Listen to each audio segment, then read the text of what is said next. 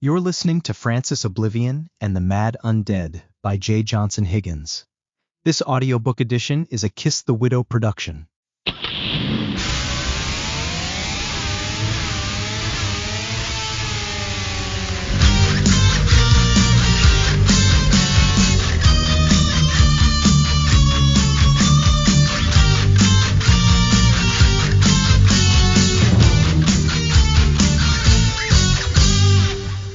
Chapter 21. A Doorway to Nowhere. Journal of Dr. Rebecca T.D. Stars Aza, October 20th.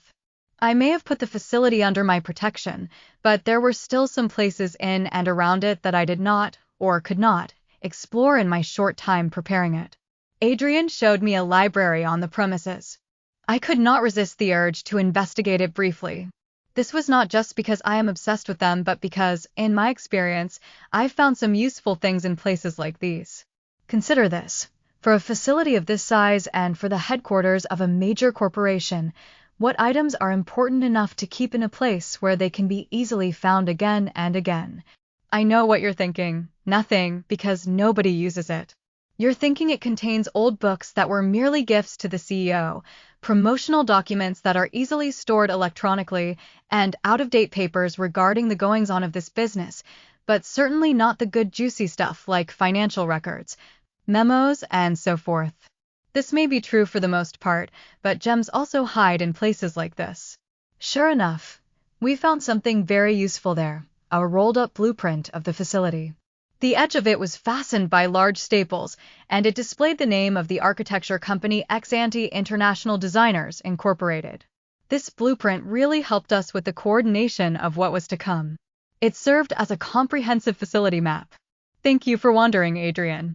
We needed to find a location where we could see the northern and eastern sides of the island easily and in quasi-panorama, if possible. This meant the industrial side, the sides with the junk. We needed to see Francis approaching from afar so that, when the time is right, the explosives could be detonated, and we can see the impact it has. The blueprint showed us a few options, which we explored. Given the storm, an indoor option was preferable, but none was off the table if it could help us do what we needed to do. The first option was an enclosed receiving area. Neither of us liked the option because it was too low to the ground and had too many obstructions this way. The second option was the roof above the boiler, which gave us the highest and best vantage point other than the stack. On the way there we noticed a possible new option, a balcony or exterior walkway. According to the blueprint, this would be a perfect view that allows quick re-entry to the building if needed. We decided to check this doorway. This opening turned out to be a blessing and a curse in so many unforeseen ways. It was something I could only describe as a doorway to nowhere, and I'd stepped through it. It was a doorway on the mid to upper level of the facility near the boiler that led outside, but not to any balcony, catwalk, connector bridge, or anything else like one might expect. Below was simply a 6-story fall to the ground with no railing of any kind. It was a horrible thing to stumble across unexpectedly. How did it end up this way? Why did the blueprint claim it was a balcony when there was nothing of the sort? Why wasn't the doorway marked as a hazard when it could so easily allow someone to fall to their death? Did anyone else see it as strange before I happened upon it? The answers to these questions made no difference, because I'd stepped through that door totally uninformed, unaware, and seeing nothing unusual until it was too late. But fear not. I did not plunge to my demise or injure myself or even get a scratch. Do you think I'd be writing about such a traumatic event so calmly if I had? Fair enough, I probably would write about it in a consistent voice if I was capable of it, because it would be interesting, but I'm telling you that it did not happen that way. When I stepped through the door, I instantly felt that something was wrong. It went something like this. It was a simple turn of the knob, and the door swung open, flung by the wind of the storm, and it carried me forward involuntarily. I grabbed for the frame of the door immediately, but I was not fast enough.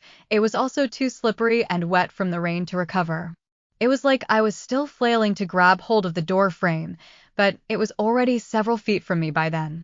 I felt the weightlessness of falling and a lack of control in maintaining my upright position. I shrieked like I'd never shrieked before. Rebecca! Adrian warned, but he was too late, too. I was already gone, and his voice was stolen by the harsh winds. The fall was so long. For just a few stories, it sure felt like it was never ending. Below me was a concrete lot with sharp debris of all things. This way, if I survived the fall, I'd have to also overcome the obstacle of getting shredded on all the random metal, stones, and spent machine parts. It was an all-around unlucky position to be in. Again, my protections on the facility were working, but even they have limits, and this was one entrance, or exit, I'd missed. Then I felt something strike me from the side, like I'd been tackled in midair. I thought perhaps I'd struck an object or a pole on the way down, and I could expect a final thud to follow, but it never came. Instead, I felt the G-force of acceleration in the opposite direction. I was suddenly soaring through the air, gaining altitude, and turning back toward the building. How could this be? The answer was Adrian. Adrian had leapt from the doorway after me, sprouted his marvelous wings for the first time, and they carried him to me. He snatched me from the air before I could hit the ground, and he escorted me back to the building, all within a matter of seconds. I could see the door I'd fallen through, and we'd passed back through it. Then we came to a running landing and a stop. I felt so warm inside his arms, and he'd mostly shielded me from the downpour, so I was not as wet as I probably should have been. I stepped back for a moment to look him over, his hair and face dripping wet from the rain. He was breathing heavily like he'd just finished a race. His entire body was glowing yellow and amber. Then I looked at his wings, also glowing. He was almost terrifying because of his massive wingspan, but beautiful at the same time. I slowly approached and put my hand out to touch his wings. They were feathery, soft, and glowed like the rest of his body now, but they were purple and black. They were like I'd imagined them, but different in this way: ghostly, transparent, and glowing. As I looked at them, I realized they were transparent because they were in the process of gradually fading away. His body stopped glowing until the wings were gone, and he was back to normal. I guess that was how it worked. His entire body becomes more aligned with the wind, gains a glow, and the wings appear for him when he needs them, but it all fades away gradually and vanishes when he doesn't. I grabbed him again so tight afterward that I was sure I was crushing him. Adrian, I said to him in a low voice. I owe you big time. You don't. Adrian said. I owe you. Every day of the rest of my life, I owe you. I looked back over my shoulder and studied the peculiar opening while I squeezed Adrian. It opened outward, which seemed even to me to be a design flaw. Why would they do this? Maybe an adjacent walkway or building had been there, or was expected to be added later. I tried to rationalize its existence, but it wasn't working. The blueprints indicated otherwise. It had no balcony, no warning. Nothing. But why not? I released Adrian and walked back to the door. I extended my hand and used my mind to pull the door shut. Then I twisted my hands and caused the frame of the door to bend until all edges of it pressed inward and sealed the door. No one was to be opening this door again. I'd left quite a few marks on the building by then, come to think of it, but I got a short-term high from this one. Someone needed to fix the damn door. It almost killed me, and what a terrible way to go. What a terrible time for a senseless accident.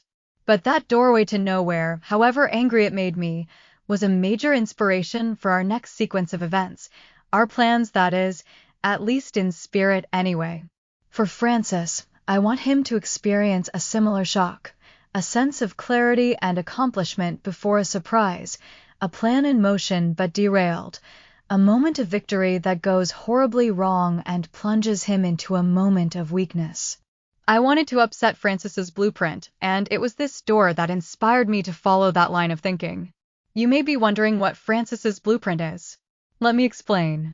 I will not bore you with particulars, but this creature sees itself as entitled to everything that is mine: my happiness, my family, my therapist, my motorcycle, my ex-boyfriend, my new boyfriend, my body, and the rest of civilization in a corked bottle like a tasty Chardonnay to wash it all down. A bonus. In short, he plans to swallow the world. He believes he will be able to, with the assistance of his followers, come in here and claim the last 3 items on this list. He knows I will resist him and evade him because that is all I've done so far. I will. But he believes he will succeed, and that's where we differ. What he doesn't know is that I will let him succeed, sort of. He will believe he has won these prizes, only to find himself in his own doorway to nowhere. Unfortunately for him, he will be all alone when he steps through it. He will not have someone to catch him on the way down, like Adrian did for me. His followers will be nowhere in sight.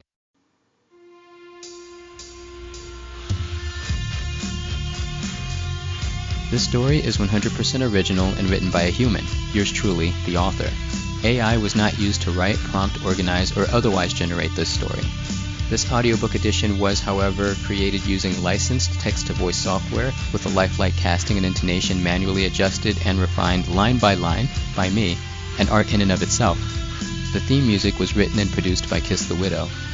If you like what you've found so far, please like and follow, subscribe, and share. Also, please be sure to check out my socials.